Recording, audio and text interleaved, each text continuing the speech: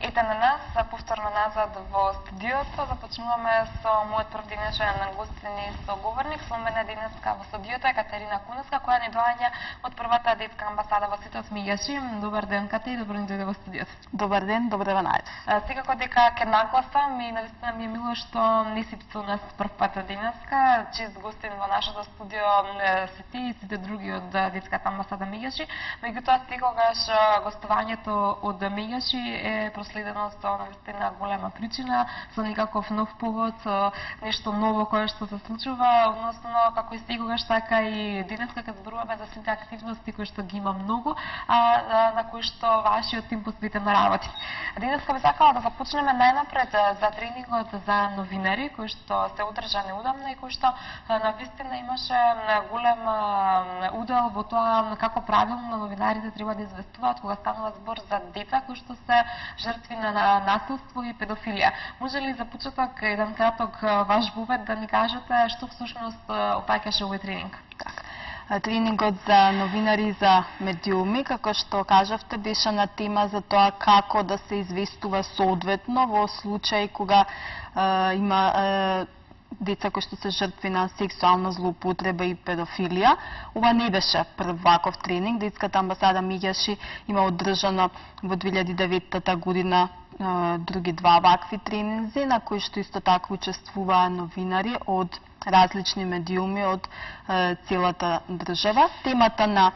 овие тренинзи е да се даде простор на новинарите, каде што ќе може да ги разменат своите искуства и мислења по оваа тема, како и да дадат и самите да кажат со какви проблеми, препреки тие наидуваат кога известуваат за вакви ситуации, како и да се даде една насока како соодветно е потребно да се информира за овие случаи, се со цел да јавноста се информира дека постојат вакви случаи, да се подигне јавната свест, меѓутоа особен акцент да се стави на заштитата на идентитетот и интегритетот на детето жртва и да се избегне негова дополнителна виктимизација. Задоволни сме од тоа, од заинтересираноста на новинарите да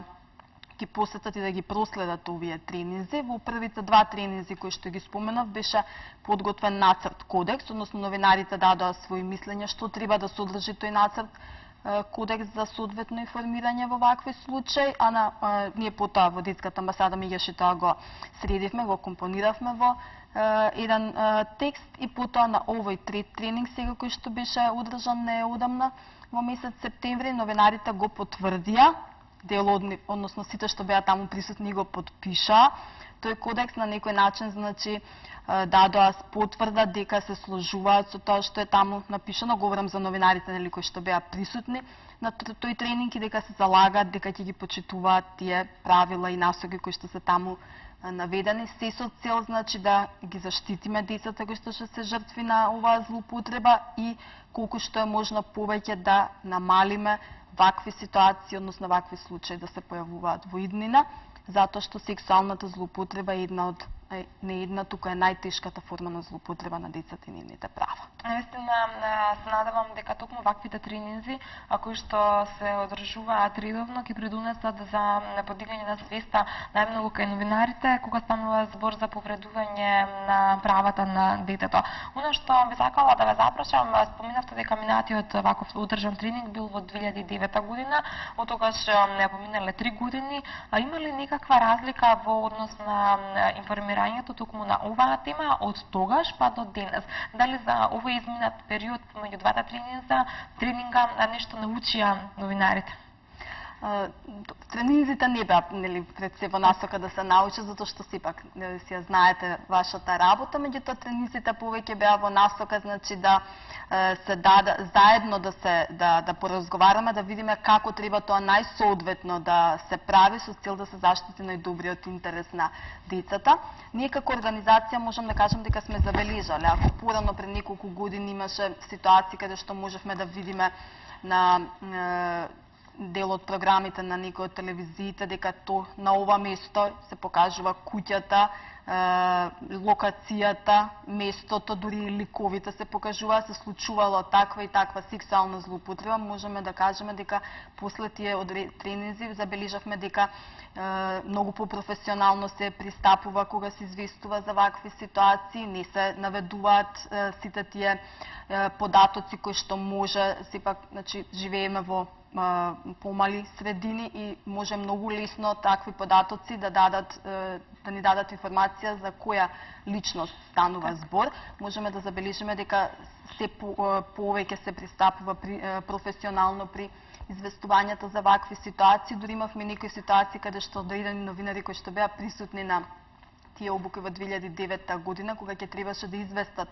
за ваков случај, да ни се јават на телефон и да не прашаат, ние напишавме вака и вака, дали е ова во ред, дали со ова нема да го повредиме правото на детето. Така што мислиме дека значи целта е постигната. Треба уште да се работи, нели секогаш може повеќе и подобро да се работи, меѓутоа забележуваме дека има одреден напредок кон тоа. На овие тренинзи би додала дека се дел од акциониот план за борбата против сексуалната злоупотреба и педофилија врз децата од страна на кој што е план на владата на Република Македонија, а дел од тие активности, конкретно овие тренинзи, ги спроведува Детската амбасада Меѓаши, а со финансиска поддршка на Министерството за труд и социјална политика. Оно што би сакала да се надоврзам на вашиот одговор, како моје следно прашање, споменавте дека порано знаеле многу често во оние информативни делови од интервјуто на еден новинар да се прикаже и куќата во која што живее жртвата, можеби и целиот идентитет. Кои се оние работи кои што никако не смеат да се прикажат во еден новинарски прилог, како што се однесува токму на насилство врз детето? Кои работи треба да се запомнат, да бидат на прво место на листата на работи кои што никако не смеат новинарот да ги прикаже во едно интервју? Така, ликот, името и презимето, местото на живење или подетални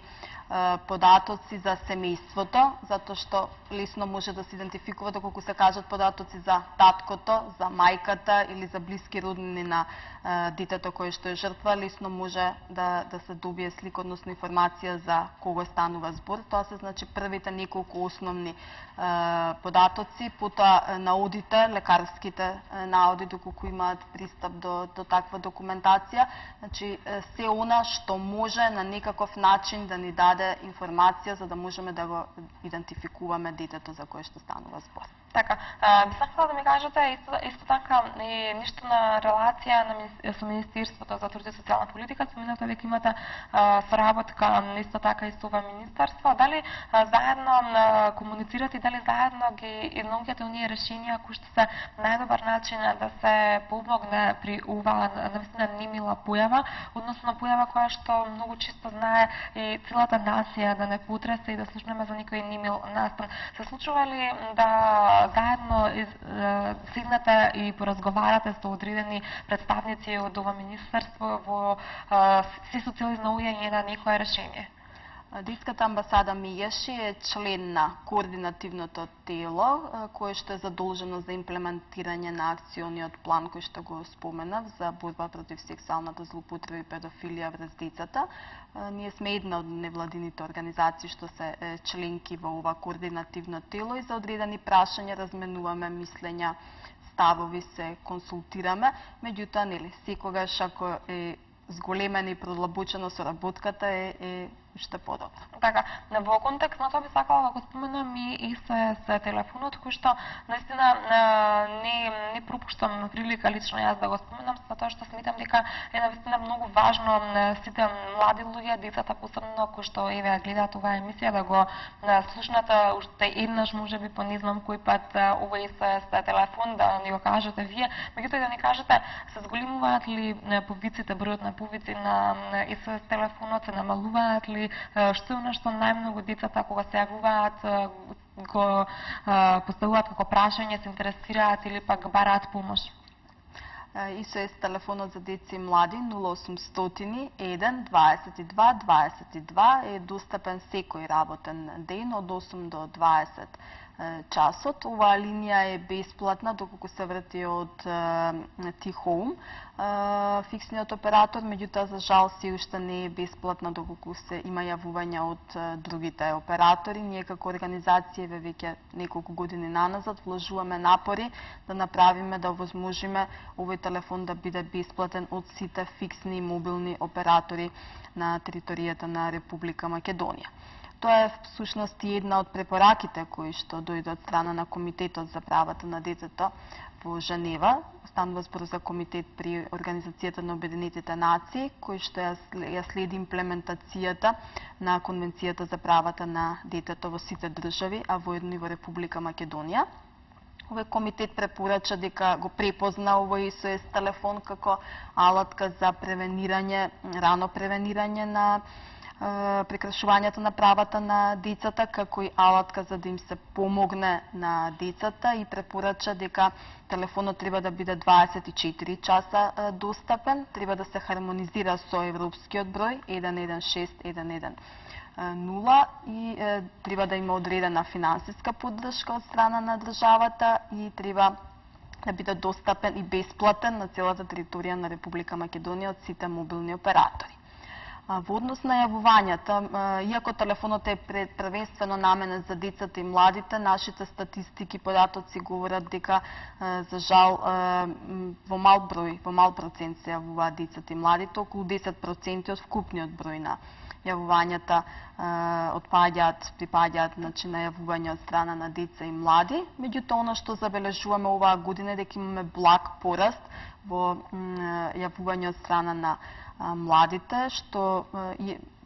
ни е драго што е така, затоа што гледаме дека телефонот е повеќе препознаен меѓу младите и младите собираат храброст да проговорат за проблемите со кои што се соочуваат.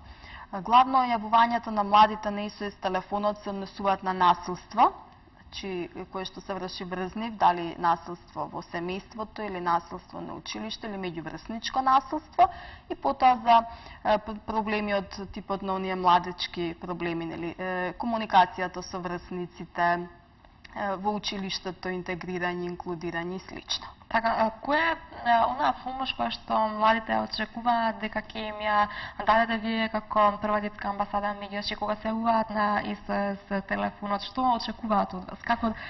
Каков начин на помош бараат од вас?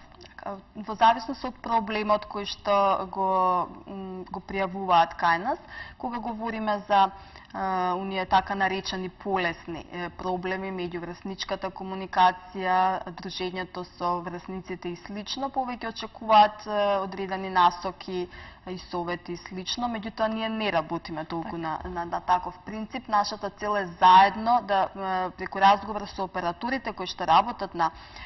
ова линија, психолози, педагози, социјални работници, јавувачот самиот да дојде до решение за проблемот кој што го има. Значи, не нудиме готови решенија, готови совети, меѓутоа заедно, преку разговор со стручните лица кои што работат на оваа линија, јавувачот самиот да дојде до начин како да го разреши, да го надмине проблемот кој што го има. За оние ситуации каде што има кршење на детските права, поголеми кршење на детските права, во тој случај се очекува и поддршката од наша страна е секако поголема, затоа што тука заедно во корелација со СОС телефонот настапува и бесплатната правна служба и честопати за таков вид на кршење на детските права е потребно ги информираме и државните институции, ги проследуваме овие случаи до нив и очекуваме од нивна страна да постапат во најдобар интерес на децата. Честопати децата бараат од нас и директно да се обратиме во нивно име до одредена институција, затоа што едноставно можеби затоа што чувствуваат дали поголема блискост, поголема отвореност со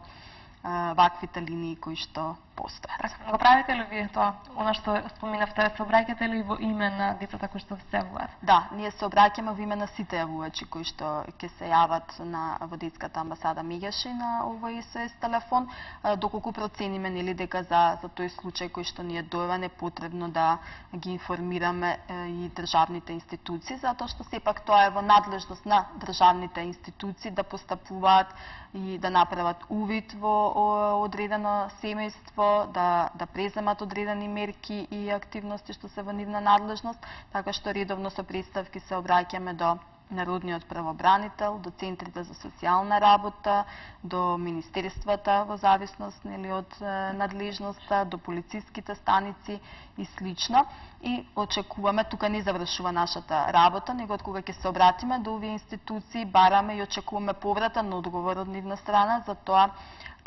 што презеле и дали постапиле во најдобар интерес на децата, затоа што на тој начин вршиме и мониторинг, ја следиме и состојбата со правата на децата, почитувањето на нивните права во нашата држава, што понатаму ни е основа, односно сите тие информации, податоци ги користиме при подготовка на алтернативен извештај за состојбата со правата на децата во нашата држава, кој што од минатата година започнавме да го подготвуваме секоја година. Така, и можете ли да ни кажете каква е состојбата токму со правата на децата во Македонија според оние податоци вие кои што ги имате и кои што секако ги користите за подготвување на овој извештај? Така, овој извештај го подготвуваме врз основа на препораките кои што дојдоа од страна на Комитетот за правата на детето во јуни месец 2010 година. Тоа се препораки кои што комитетот ги упати до нашата држава, во кој дел треба да се работи, во кој дел треба да преземаме заеднички активности за да ја подобриме состојбата со правата на децата, и нашиот заклучок во последниот извештај беше дека има благо подобрување, меѓутоа голем дел од тие препораки се се уште актуелни и се уште треба да се работи во нивна насока. Така, нешто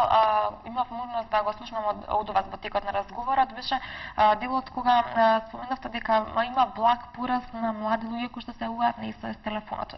Меѓутоа прашањето ми е дали сметате дека се зголемила потребата кај младите луѓе да се јавуваат, можеби не дај Боже се зголемил и процентот на насилство врз младите луѓе, или пак тоа насилство постоело и во минатото, меѓутоа тие не биле доволно охрабрени да се јават кај вас и да побараат помош. Според вас како стручно лице, што мислите, која е по реалната слика? Ние како организација сметаме дека тоа се должи на фактот што се охрабрени луѓето и особено младите да проговорат за тоа што им се случува. Потоа сметам исто така дека се должи на фактот што СОС телефонот е се популарен, односно поблизок до младите, затоа што е воедноставен и мислам дека во трето оделение во еден од предметите кои што ги учат, и ние имаме често доаѓаат училишта во просторите на детската амбасада Меѓаши, каде што децата поминуваат одредена работилница за правата на децата, за СОС телефонот, го гледаат, имаат можност да се запознаат со луѓето кои што работат на оваа линија, да ја погледнат просторијата, така што сметаме дека сето ова влијае на тоа да има да има благо зголемување во однос на јавувањето од страна на младите. Значи младите се охрабрени, потоа се повеќе информирани и запознаени каде може да се обратат за одредено прашање, а тоа ни го потврдува и фактот што ние 2009 година, мислам дека беше, правевме исто така истражување и забележавме дека прв број по препознаеност кај младите е бројот на полицијата, а потоа следен број кој што е по препознаеност е бројот на СОС, бројот 0800 1 22 22. Наистина е добро тоа да се слушне, добро е да знаеме дека младите се свесни дека може да побараат помош, и добро е тоа што знаеме токму каде ја бараат помошта и во кој одреден момент има некој што би застанал токму позади нив и би им помогнал. И некаде пред самиот крај на разговорот секако нема да пропуштам да ве запрашам и што друго се случува во првата детска амбасада Меѓаши. Детската амбасада мигаше СОС телефонот работи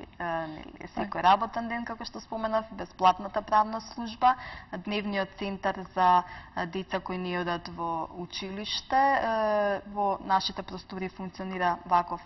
центар кој што го посетуваат деца од околината на општината Аеродром, затоа што таму детската амбасада мигаше локацијски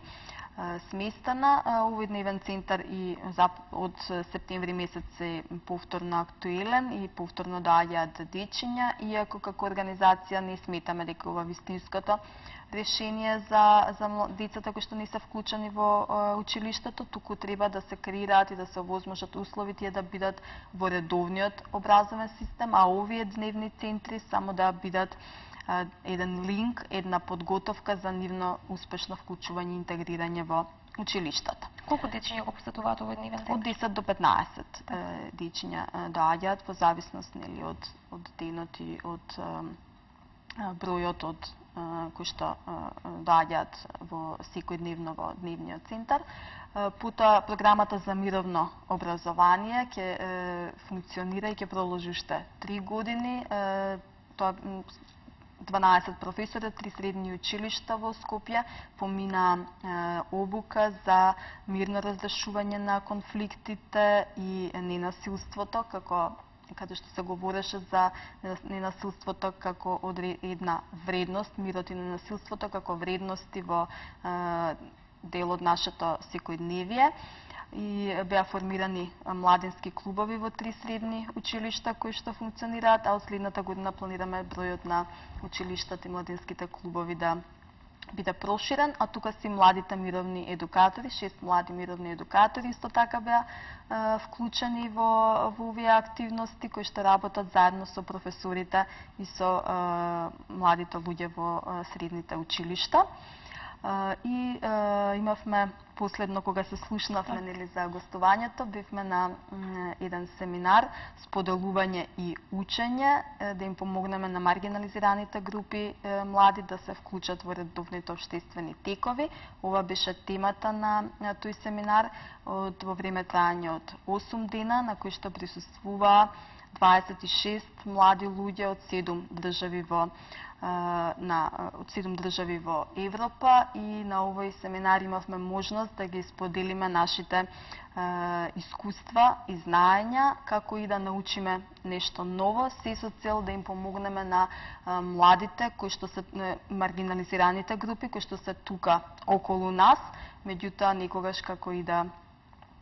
забораваме на нив. Токму, значи, тоа беше темата, да им помогнеме сите заедно да бидат вклучени, и што младите луѓе заедно со своите знаења и иницијативи може да помогнат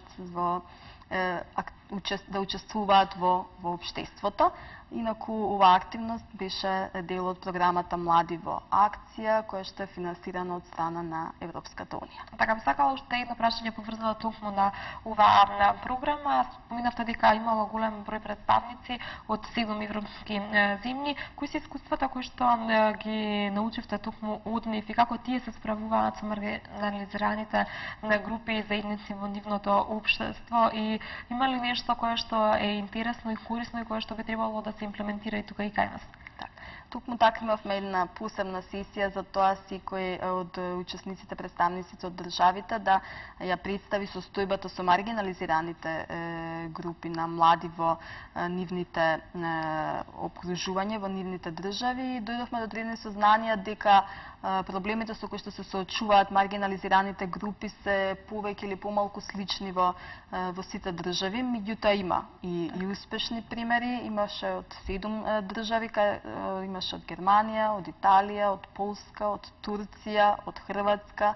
од Македонија и од Романија, така што секоја од државите која што го даде еден позитивен пример, тоа беше можност нели да се размисли, да се имплементира и во нашите средини каде што живееме. Така, некои од овие позитивни примери ќе ни соопштите или можеби ќе оставиме да видиме како тоа ќе делува на дело? Да, нели секогаш примерите не се само да бидат на хартија, да бидат теоретски, туку треба да погледнеме и како тоа делува во пракса. Например, во една од државите беше споменато како маргинализираните групи се има посебни програми каде што не се сегрегираат и не се оставаат значи во посебни заедници, туку им се помага да се вклучат во редовните општествени текови, што на пример е случај и во Република Македонија кај нас. Меѓутоа социјалните системи во одредени држави се многу посилни и помоќни и им помагаат повеќе на овие млади луѓе да полесно да може да живеат заедно со останатите. Јас искрено се надевам дека овие искуства кои што сте ги научиле утаму ќе ги имплементирате и кај нас или ако ништо друго барем ќе направите една иницијатива и можеби нов начин на гледање на работите за секако да им помогнеме и на оние маргинализирани групи кои што живеат во нашето општество да се вклучат во редовниот тек на настаните. Јас тука никаде, Катерина, ќе ве заблагодарам за гостувањето. Навистина ми беше мило што денес дојдовте. Имавме навистина голем број теми на кои што можевме да поразговараме. Се надевам дека пативме се од она што е најново и најактуелно во првата детска амбасада Мијачи. Благодарам за поканата и за тоа што МТМ телевизија редовно ги следи сите активности кои што ги презема детската амбасада Мијаши и се надевам нели соработката продолжува и понатаму. Секако дека продолжува, тука сме и ние секогаш редовно да информираме за сето што е најново кај вас. А ние продолжуваме понатаму следно на програмата на Колосек се рекламите.